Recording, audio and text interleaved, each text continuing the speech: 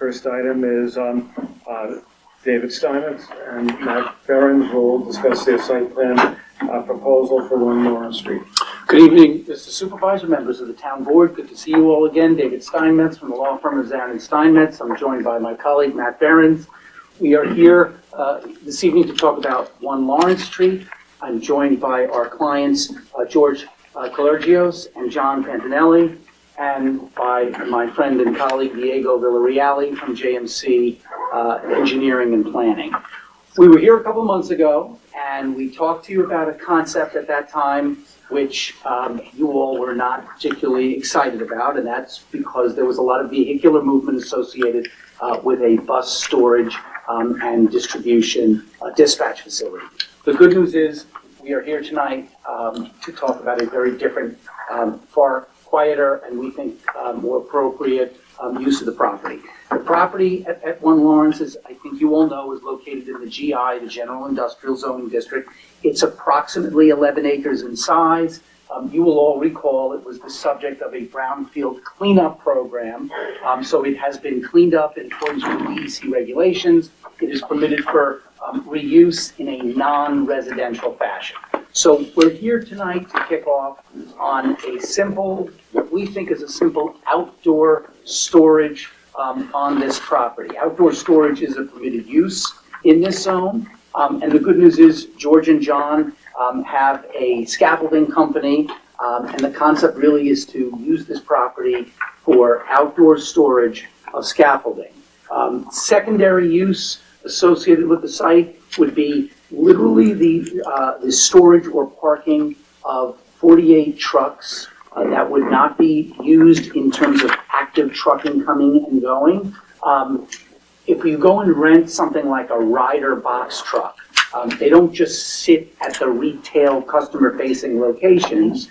They are typically stored somewhere, and they get moved to locations as necessary. So the concept would be to have an ability to store a number of trucks, and Diego's going to walk us through a site plan to show how this lays out.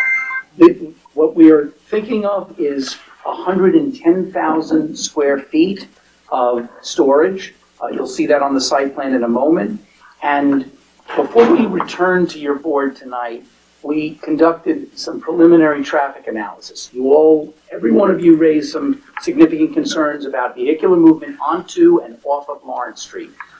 We believe, based upon this type of use, this type of storage, and when these trucks coming and taking scaffolding would be actually using Lawrence and the neighboring intersections, it's essentially the same level of service that you currently have at the intersections. This would not be creating a significant adverse impact. There's a less than a second change in level of service at Sawmill and Lawrence Street, and about a 1 second delay at the Sawmill River Parkway intersection.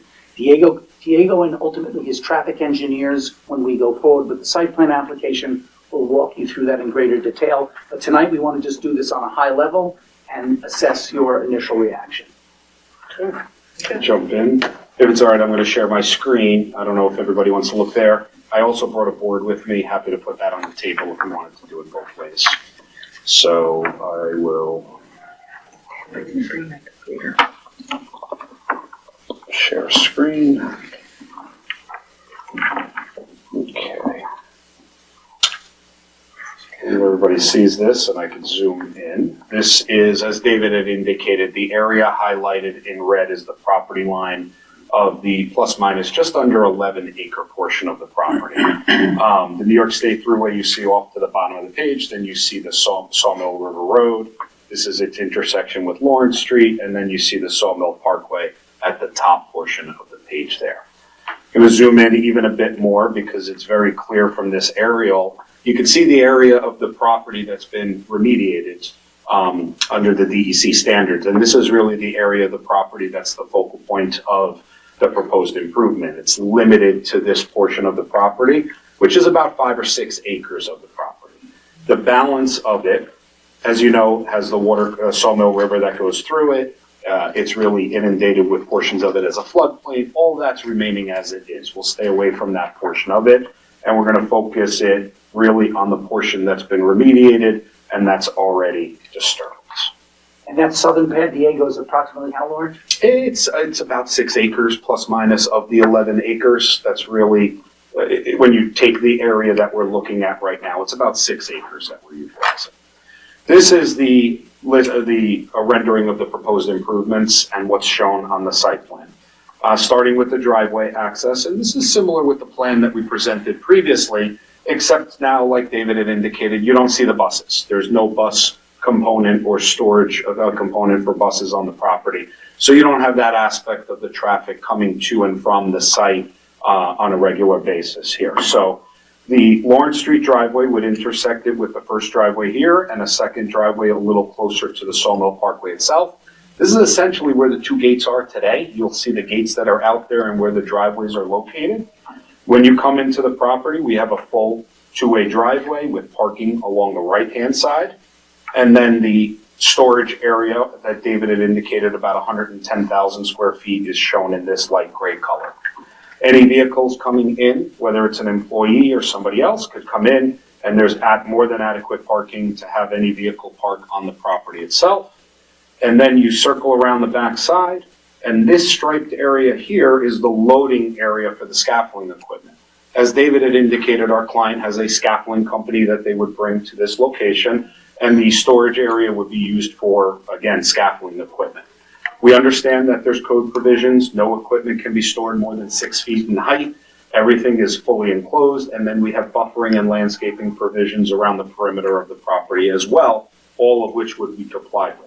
We don't believe that a variance is required. Obviously, that would be subject to review by your building department, but the application that we put forward, including the full site plan application and our zoning compliance chart, we don't show that any variances are required. We meet all of the criteria of the GI district.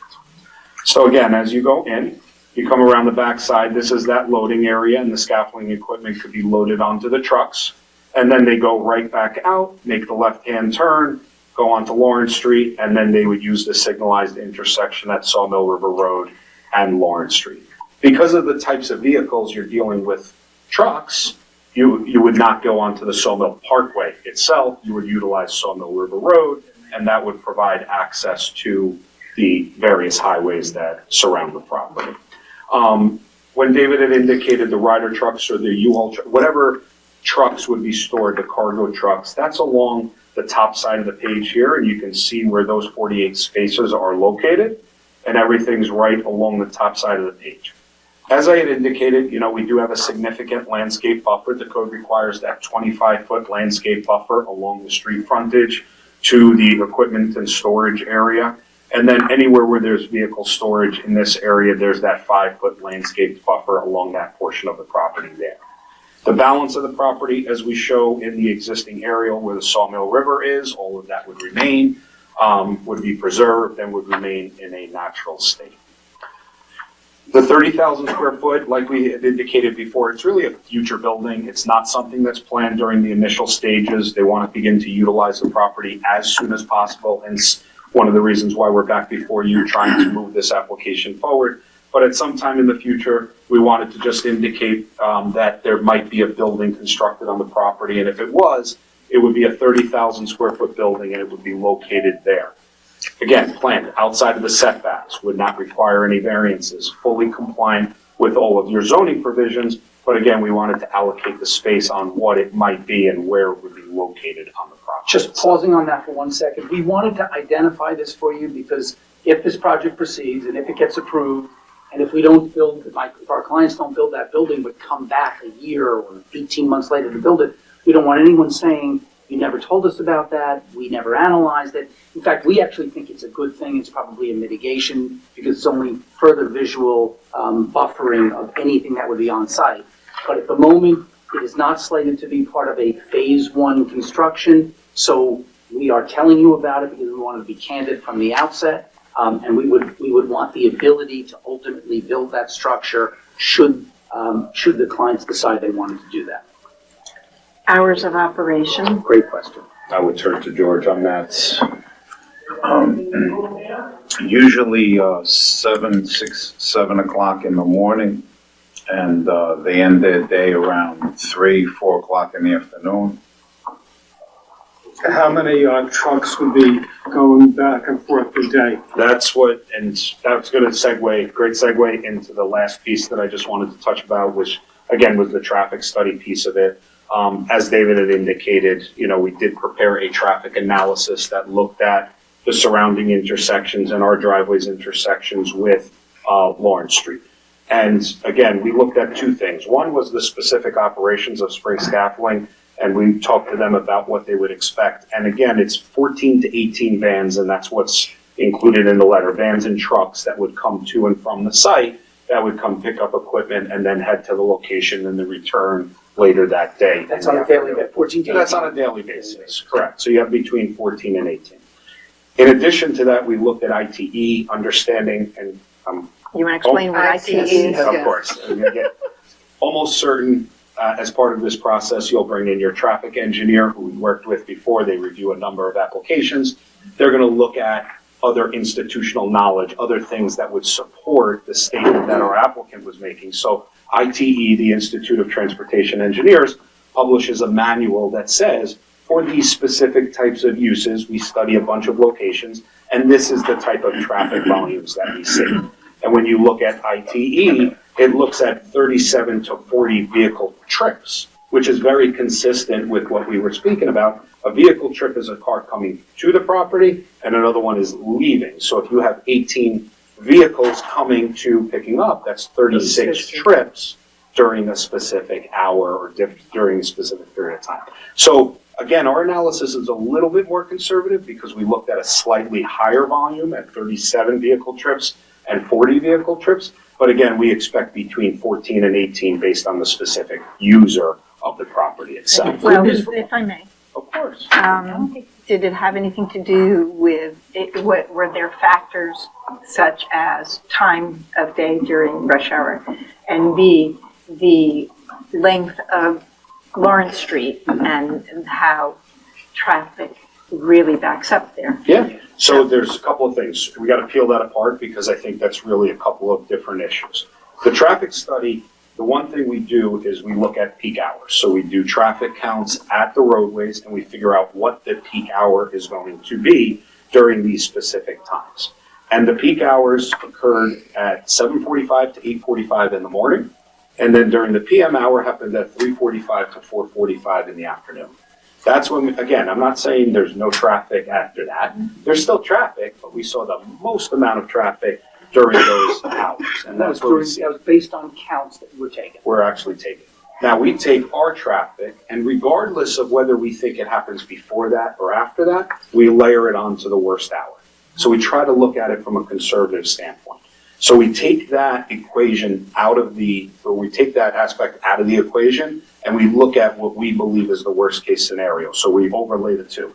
Even if George will tell us that his vehicles are gone, as he indicated, by 7 a.m., they're gone, and the peak hour happens at 7:45, we're still looking at it on top of it to provide a somewhat conservative analysis because there's still vehicle traffic out there. So including employees, what would be Again, the trucks are coming from a different location and then they get driven here, they pick it up. So there are going to be some employees that come here. I don't know how many would be housed at this location, but a majority of them come on the trucks that they're driving and they leave. So you're really talking about, I want to make sure that I understand. So you're talking about under say 50 cars a whole day? I would say so. Yeah, I think we're significant. So if we had housing there or another commercial use, it'd be significantly more. The other question that I have is there's no bus stop at Rivertown Square. So you have a lot of people on Sawmill River Road. They take the bus, most of the employees, and they walk on the sidewalk, past this facility. And again, there could be safety issues if there's like a truck or something, backing up and somebody's walking and they're not really paying. But I think the peak time for the workers who work at Rivertown Square is not the peak time for the trucks. But I'm sort of wondering if there's anything as part of this state proposal that could make it safer for some of the employees at Rivertown, Square. Yeah, I'm just throwing out something. So that was identified when we met with you a couple of months ago.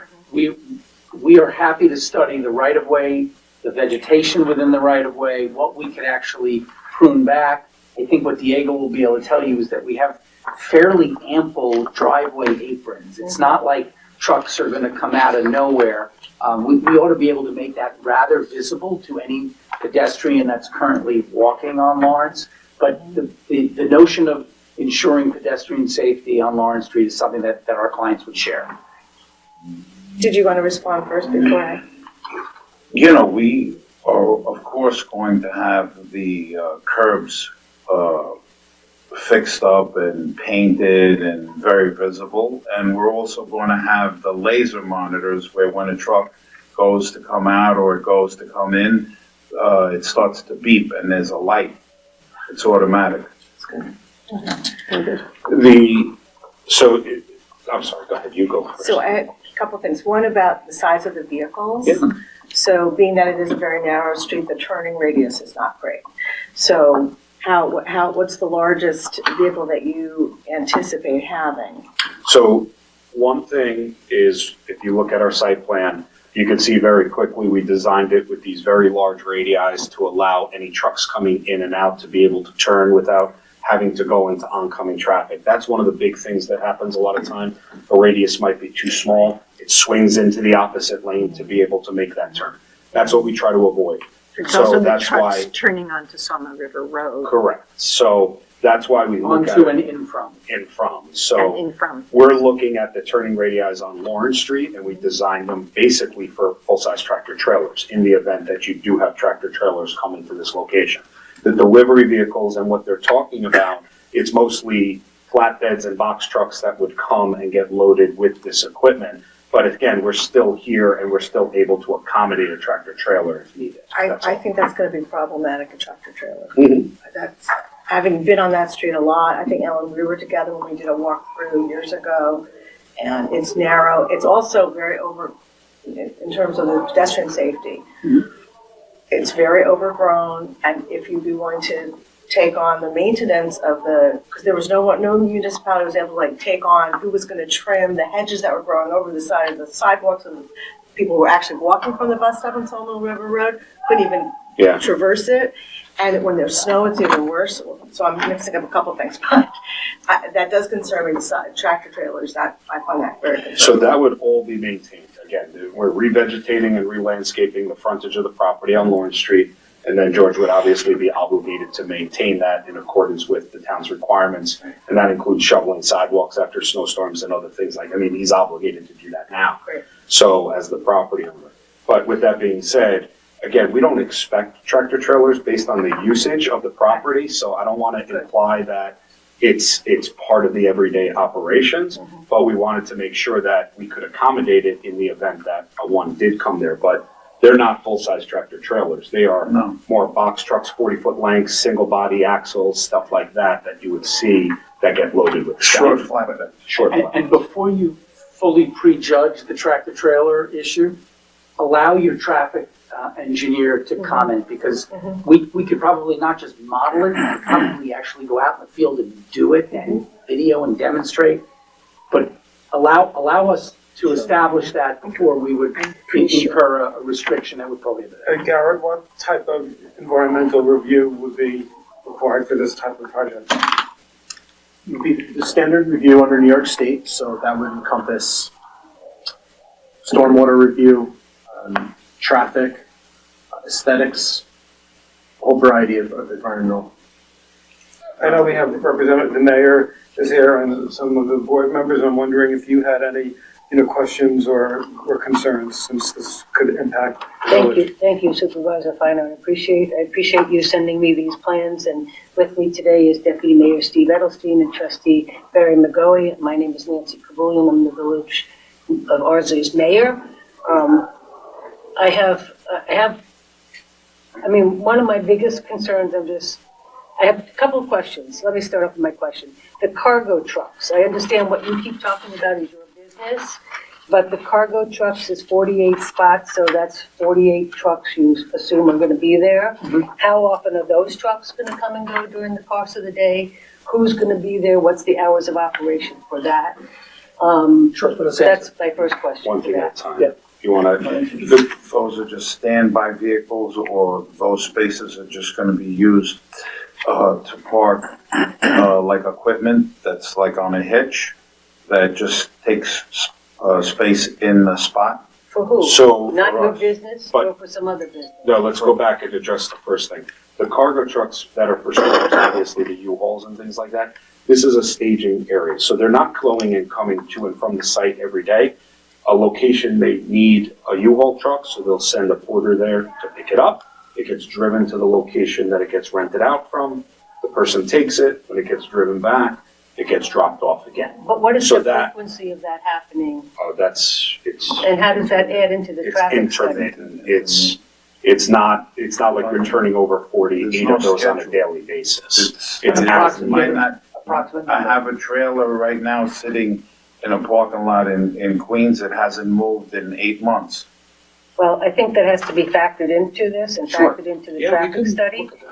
One of my other very big concerns, and you actually brought it up yourself, is that these trucks can't make a right-hand turn out of this. They can only make a left-hand turn because they can't go to the Sawmill River Parkway. Correct. So they have to go to the Sawmill River Road, which means that they're gonna go either through Ardsley or in the other direction. And the chances are they're gonna probably go through Ardsley to begin with because they're gonna probably go to the thruway or further, They're probably gonna go to the north. thruway. They're probably gonna go to the Or thruway. further north up there. Has that been considered in part of your traffic plan? Well- And what that will do to the intersections in Ardsley when you add these, 30 round trips a day through the village of Ardsley? So I would look at a couple of different things. First thing, when you talk about 30 vehicle trips and you look at the overall volume, it's not a significant portion. It's I hate to say negligible because nothing's ever negligible. It's traffic. And we can't sit here and say it's not going to generate any additional traffic. There will be a few additional vehicle trips, but it is very minimal when you look at the overall usage of the property. You're talking about The second- truck trips. Overall trips. The use of the property, as Supervisor Feiner indicated before, it's not a commercial use, it's not a residential use, it doesn't have high turnover on a daily basis. You don't have people coming to and from like you do Danforth But you're Square. turning that all into the village of Ardsley. Regardless of what you say, that traffic is all gonna go to the village of Ardsley. I don't think that's a factual statement, that's, I think, just Most of it, real quick. most of it. Yeah, I would like to hear an explanation on why that's not a factual statement. Well, The trucks would never, correct, here. would This never is go why. into the town hall. Never How go how do into they it, not How could avoid they it? not? because they're gonna go, they're gonna, they're gonna, Well, they're not gonna if they're basically come out, they're gonna enter the thruway going south, and they're gonna go, and they're gonna come off thruway going north, and they're gonna go right to the property. I don't think you can say never, because I think Well, that no, these are going to jobs all over, right? Never, the jobs are in the city. City. Oh. That's, They're in the All that's, the jobs are in the city? 99% the jobs of the aren't jobs over are in yet. when you think of scaffolding equipment and the scaffolding companies, the spring scaffolding, a majority of, you cannot say never. You're 100% right, but I don't think you could say all either. And that's where I think it's I a would balance say of the two. almost never, they will never go through the town hall. So I think it's a factor of, there are routes for them to get onto the thruway. Going southbound is a route to get to the thruway, and then obviously you have the access 1 mile north of this site, that provides you, again, just with the one direction, unfortunately. It Do doesn't you have both. have any information about where you have provided scaffolding in Westchester County or Greenberg outside of New York City? I don't think, I mean, you're saying all of this is going into New York City, so all of it's gonna go onto the I would thruway? I am concerned about what's gonna happen in the middle of our village. so the equipment that we're using is for very tall buildings, Well, tall buildings get built in Westchester. okay, but We could check and see how, if Spring We'll take Scaffolding a has look. any jobs in Westchester, Yeah. but I believe there aren't any.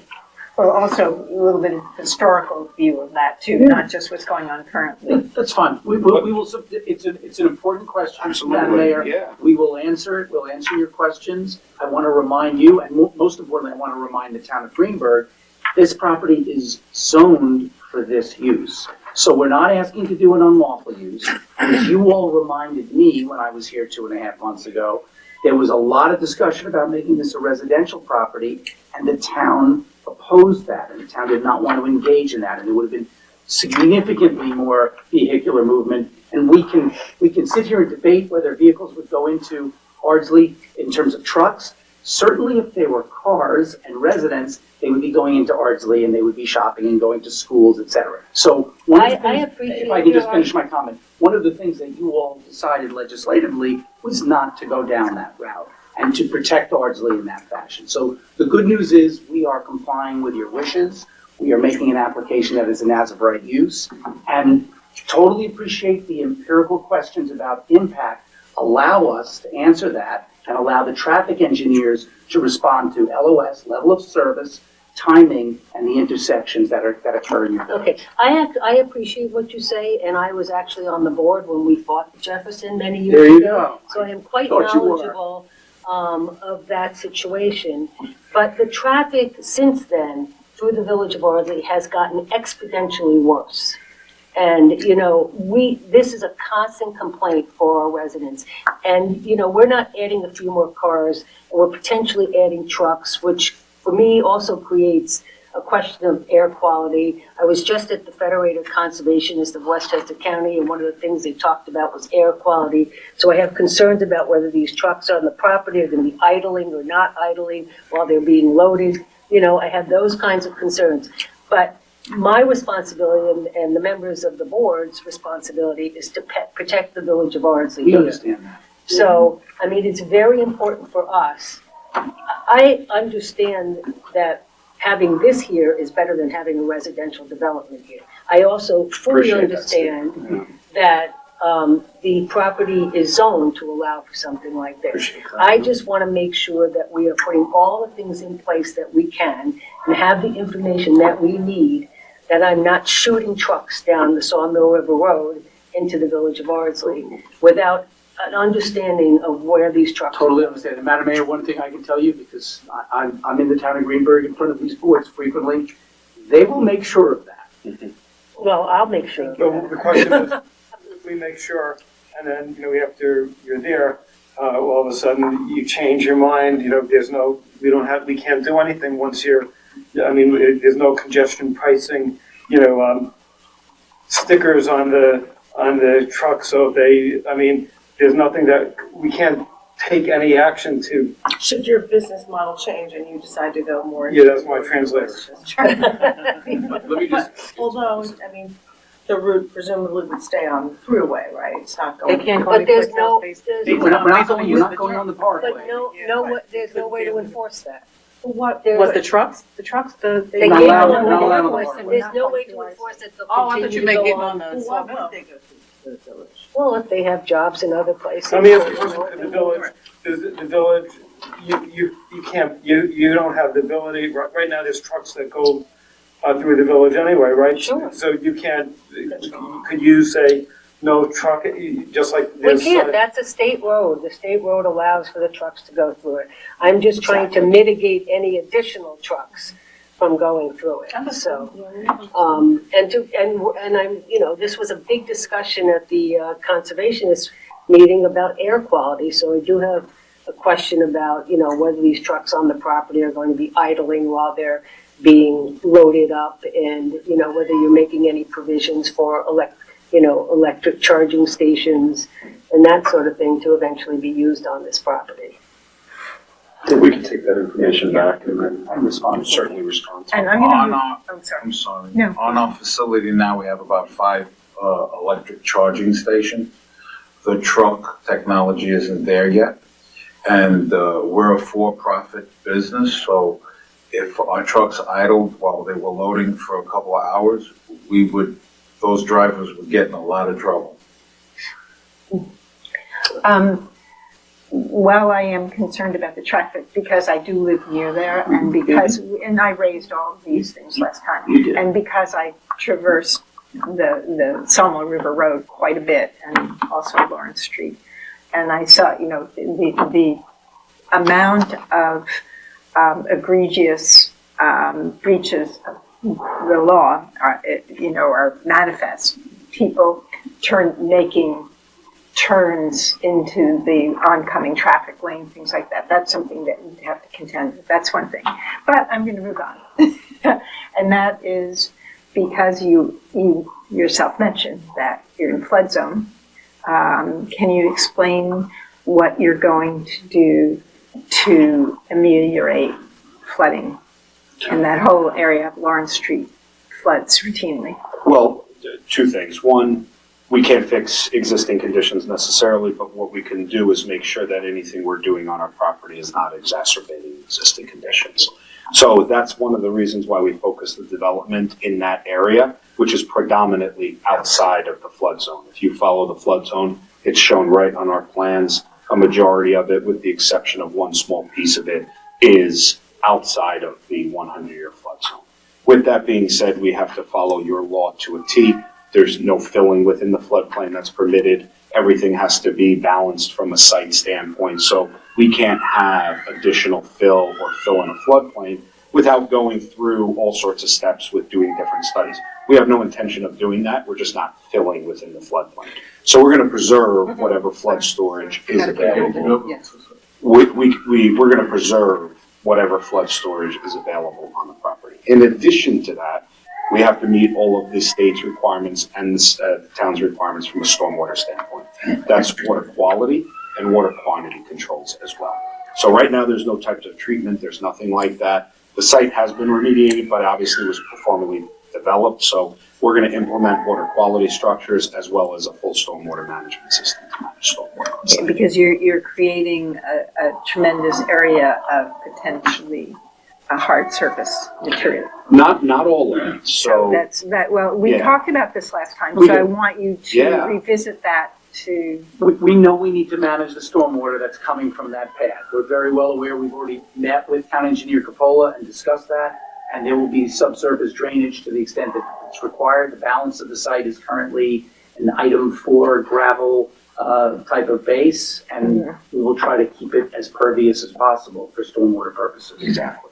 And maybe one of the more important things is the types of materials that George and John are planning on storing there are the kinds of materials that actually can be outside, can be subject to weather, and not that anybody wants them to be submerged and in a flood area, but it's one of the reasons why they're well aware of the site and its conditions and still felt that it was an appropriate location for this kind of use. Other than the 30,000 square foot building that you want to make in the future, and that's another question because then, well, not now, but you are creating more traffic during the construction of that. So temporary traffic. You're talking about temporary traffic. Yeah, just to be clear, the building would be for the same use. It just allows them to have some aspect of it within the building. Understood. Yeah. I just, want to make a point of it because we are discussing it, and for the first time, members of the Ardsley Board are here with us. I don't know whether they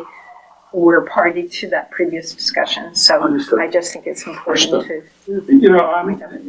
I'm really nervous about the pedestrians that are walking to the Rivertown Square.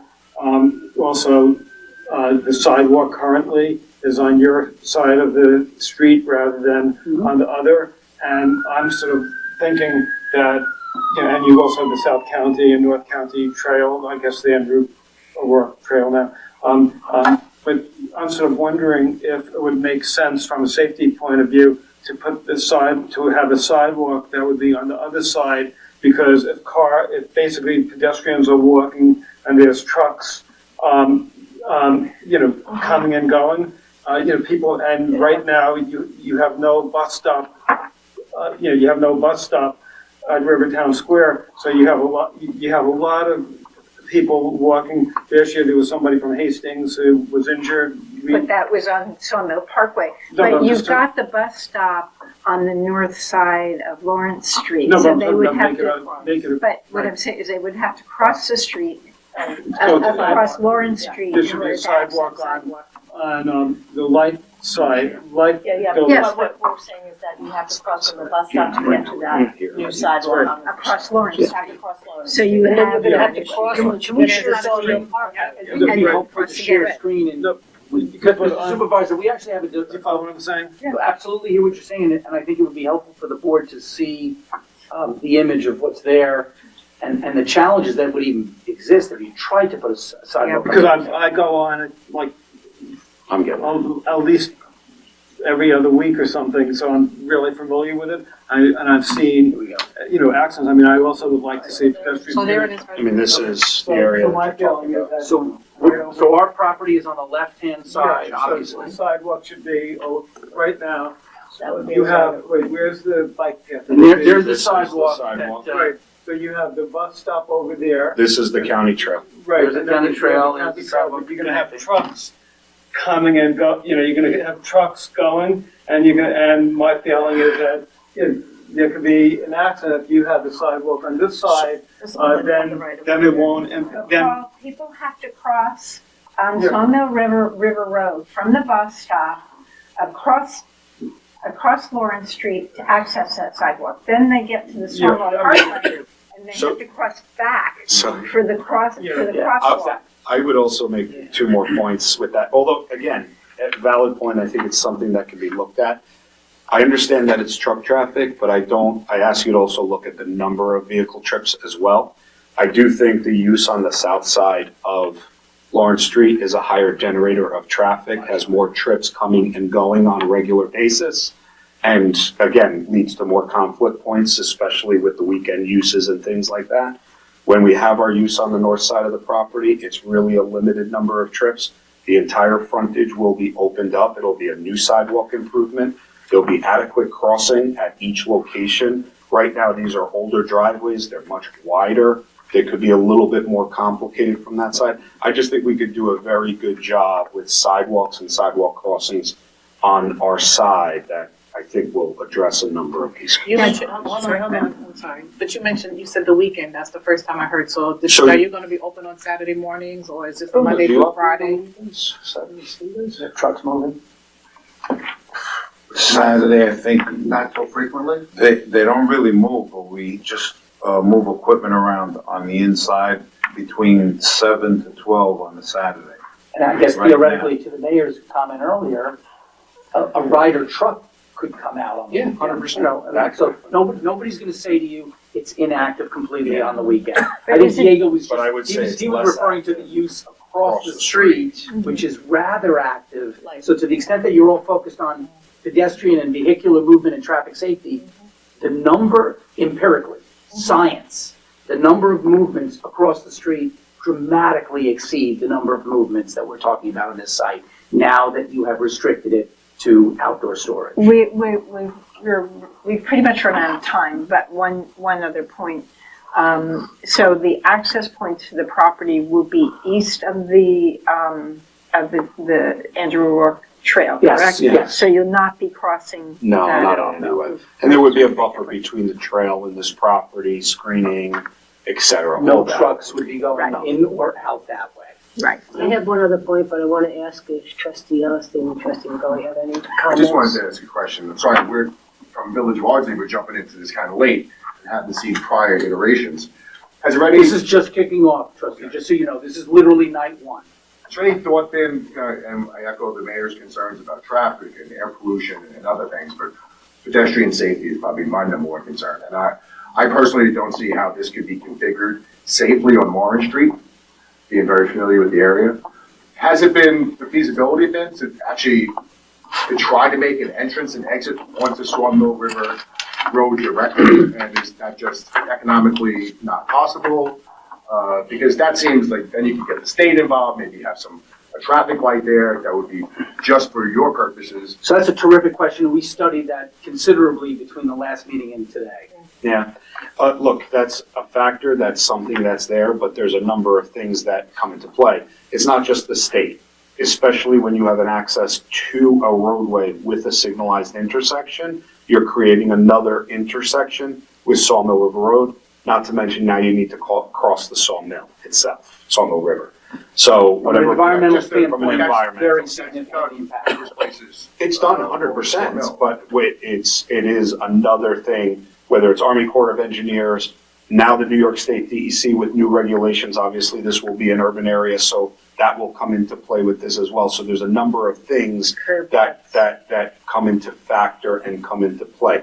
So it is something that was absolutely looked at and evaluated, but when you have an existing roadway that you're abutting to a signalized intersection, from the DOT standpoint, they're gonna look at And that. I don't want to be argumentative, just the point is, at that area of Sawmill River Road, on Sawmill River Road, there's almost no pedestrian, traffic. Mhm. The likelihood of pedestrians being injured is probably nil, as opposed to Lawrence Street. That's, you know, most of the people that work at Rivertown Squares take the bus, and they get off the bus at that intersection, and they have to walk.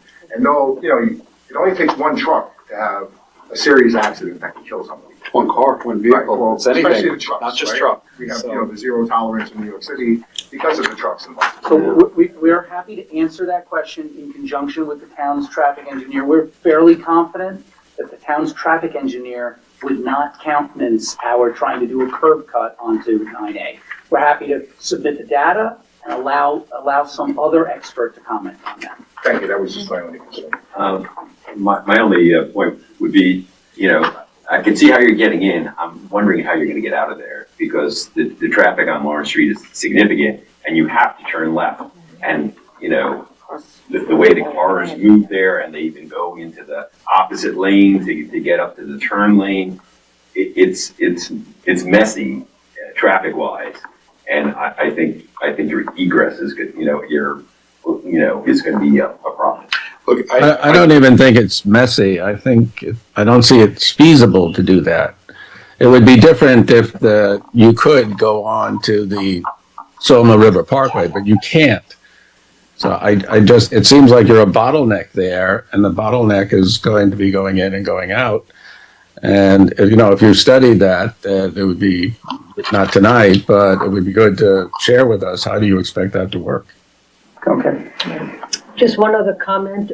This was because we have a new policy in Ardsley about the use of native, non-invasive plants. I saw that there were pictures, and this is something Trustee Edelstein is very involved in, that I would ask that any landscape plan that is put on this property be native, non-invasive plants as we continue to pollinate our area. And consider solar panels on that building when you build it. I assure you, Greenberg's Department of Conservation and Community Development takes the same review of our landscaping plans, so We they'll ensure agree that it's with going to you be on that, native. Madam Mayor. Yeah. We agree with you. Thank you.